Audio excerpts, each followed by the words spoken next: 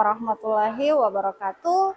Perkenalkan, nama saya Indah Permatasari. Saya adalah guru di SMP Negeri 1 Gorontalo. Saya guru SMP Negeri 4 Gorontalo. Saya Syarif Ahmad, murid di SMP Negeri 1 Kota Gorontalo. Saya Megawati Makfira Ibrahim dan saya adalah salah satu siswi di SMP Negeri 4 Kota Gorontalo. Saya Dr. Masri Pikoli, MPD, sebagai dosen pengampu mata kuliah Perancangan dan Pengembangan Kurikulum PPG Universitas Negeri Gorontalo. Pembelajaran yang menyenangkan itu ada banyak aspek. Salah satunya adalah interaksi yang baik antara guru dan siswa. Murid-murid menginginkan guru yang asik dan bukan guru yang sembarangan saja yang main masuk lah, main inilah, main marah-marah lah, dan lain sebagainya. Tapi siswa itu menginginkan guru yang asik dalam mengajar. Begitupun bagi guru sendiri menurut saya harus menginginkan juga murid yang baik juga. Makanya interaksi yang baik antara guru dan murid itu sangat diperlukan. Menurut saya yang guru menyenangkan itu salah satunya adalah jika guru memberikan pertanyaan pasti akan diberikan sebuah reward seperti coklat lah, koin lah, atau apa segala macam. Itu sih sebenarnya yang menyenangkan bagi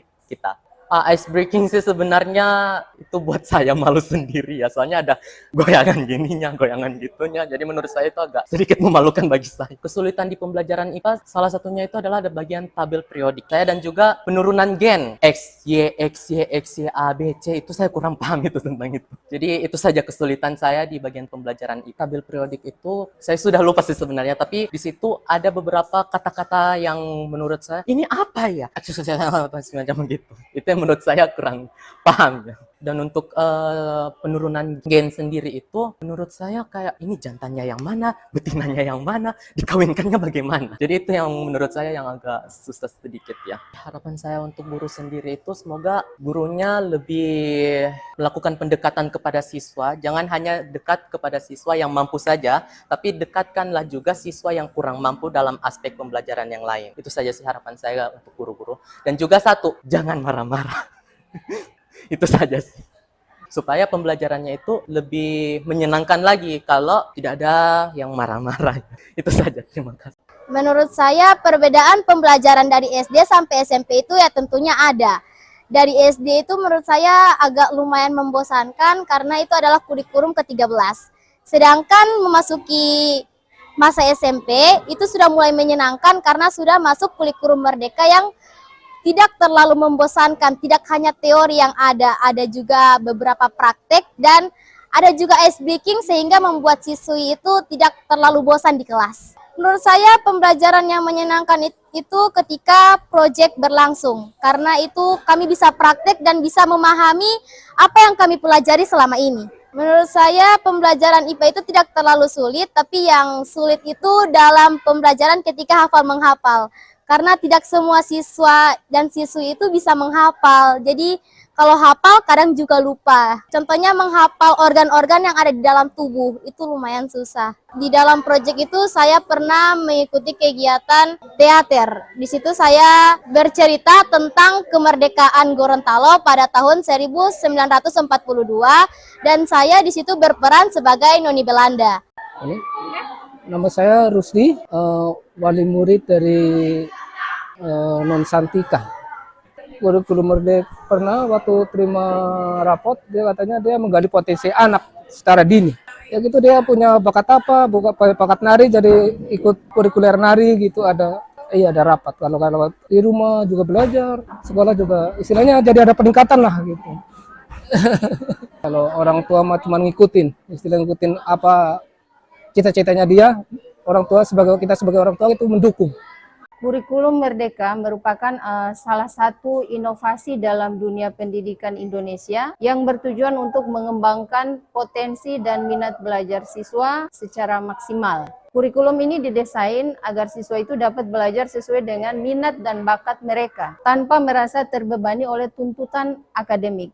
Memberikan waktu yang cukup bagi peserta didik untuk memahami konsep dan pengembangan kompetensinya. Berangkat dari kata merdeka, merdeka itu artinya bebas tanpa beban. Sehingga kurikulum merdeka itu bebasnya di sini adalah guru dan siswanya. Di mana dari segi guru itu diberi keleluasaan untuk memilih memilih perangkat pembelajaran yang sesuai dengan bakat dan minat peserta didiknya, sehingga dapat mengakomodir kebutuhan setiap siswa. Ini kami sudah tahun ketiga menerapkan kurikulum Merdeka. Pengalamannya ya sudah lumayan ya, sudah bercampur-campur. Nah, pengalaman yang paling utama itu pengalaman ketika menerapkan pembelajaran berdiferensiasi. Untuk menerapkan pembelajaran berdiferensiasi ini sangat menuntut kreativitas guru, semangat belajar guru. Guru harus mau untuk mengembangkan diri sendiri. Kalau tidak, guru tersebut akan tertinggal. Karena merancang pembelajaran berdiferensiasi itu kita memang butuh kreativitas dan semangat yang luar biasa, karena kalau kita menyesuaikan dengan kebutuhan murid, maka kita juga harus meluangkan waktu untuk menyiapkan bahan ajar, menyiapkan media pembelajaran yang sesuai dengan kebutuhan belajar murid yang pada umumnya mereka berasal dari latar belakang yang berbeda dan memiliki karakteristik yang berbeda. Kurikulum Merdeka itu adalah suatu program yang dirancang oleh pemerintah. Dalam hal ini adalah Kementerian Pendidikan dan Kebudayaan, Riset dan Teknologi, dan tujuan utama dalam kaitan dengan kurikulum Merdeka adalah upaya untuk meningkatkan kualitas pendidikan yang ada di Indonesia yang disesuaikan dengan perkembangan zaman. Kurikulum Merdeka ini dalam rancangannya adalah upaya untuk meningkatkan kualitas pendidikan dengan memperhatikan yang pertama berfokus pada karakter. Bagaimana meningkatkan karakter siswa, khususnya dalam upaya untuk bekerja sama, melakukan upaya untuk mengemukakan pendapat bagaimana supaya siswa lebih mandiri, berpikir kritis, berpikir kreatif. Kemudian dalam upaya untuk meningkatkan fleksibilitas di dalam pembelajaran. Jadi dalam kurikulum Merdeka, guru diberikan kesempatan untuk merancang kurikulum. Tentunya dengan pihak sekolah akan bekerja sama, upaya untuk memikirkan bagaimana kurikulum yang akan diterapkan itu haruslah memperhatikan karakteristik peserta didik, kemampuan awal siswa, dan utamanya dalam kaitan dengan pendekatan yang dilakukan adalah berdiferensiasi. Kemudian kurikulum Merdeka juga memperhatikan profil pelajar Pancasila. Jadi kebinekaan itu merupakan hal yang penting untuk diperhatikan.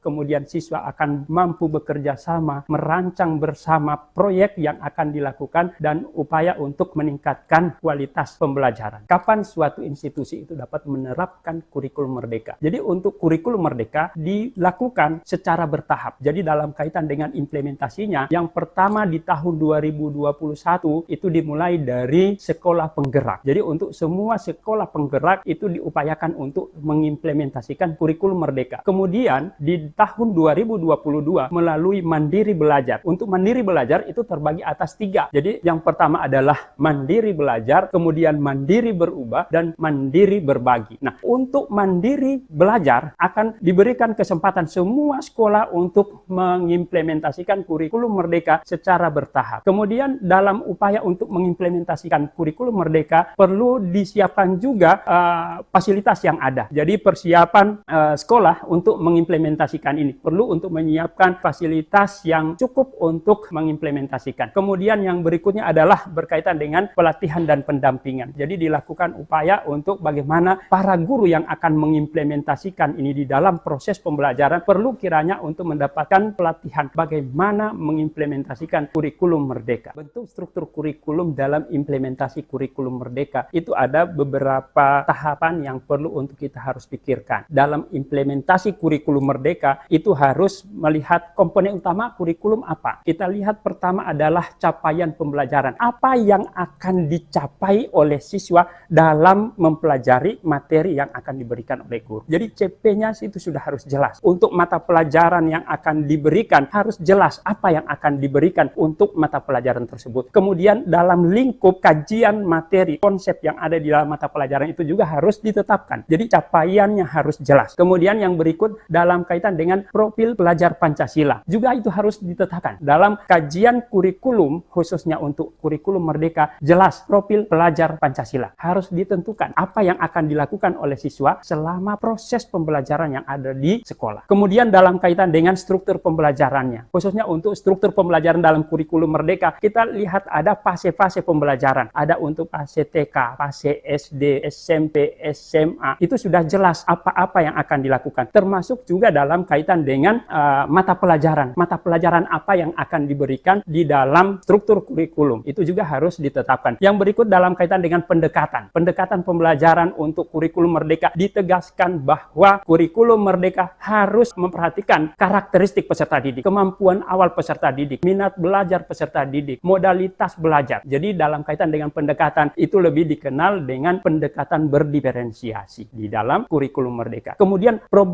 problem based learning atau problem pembelajaran. Jadi problem based learning itu menjadi bagian yang perlu untuk diperhatikan. Pembelajaran berbasis proyek. Jadi dalam kaitan dengan implementasi, siswa diarahkan pada upaya untuk melihat apa fenomena-fenomena yang ada di lingkungannya untuk menjadi referensi di dalam upaya untuk mengkonstruksi konsep. Kemudian pembelajaran berbasis inquiry juga merupakan hal yang diharapkan untuk menjadi fokus perhatian dalam implementasi kurikulum. Siswa diharapkan untuk dapat menemukan sendiri konsep, mempelajari konsep, lebih upaya untuk berkolaborasi dengan siswa-siswa lainnya. Kemudian juga diharapkan untuk bisa menemukan sendiri konsep-konsep tersebut.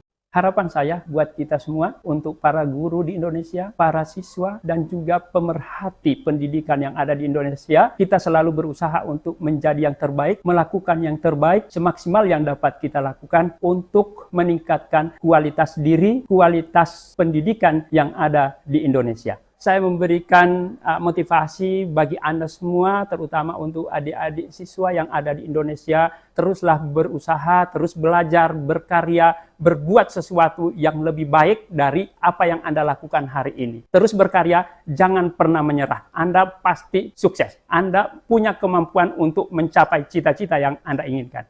Oke, terima kasih.